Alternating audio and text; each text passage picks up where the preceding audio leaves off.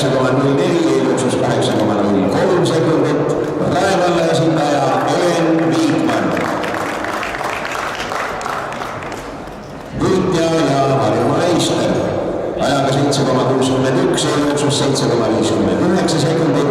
Sarve valla esindaja Marje